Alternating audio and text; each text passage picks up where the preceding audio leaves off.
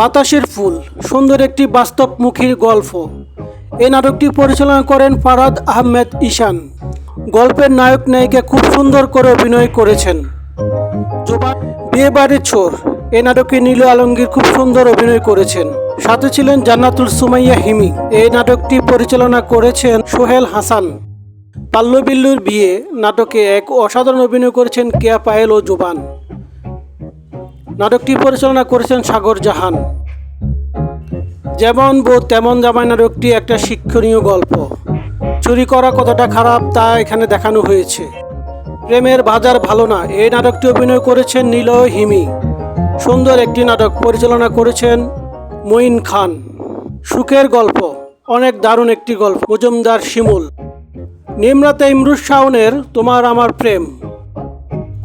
ডাক্তারের বিয়ে খুব সুন্দর হাসির নাটক। রাগী জামাই শিক্ষণীয় একটি গল্প। এবং বর্ণনাথের বউয়ের বিয়ে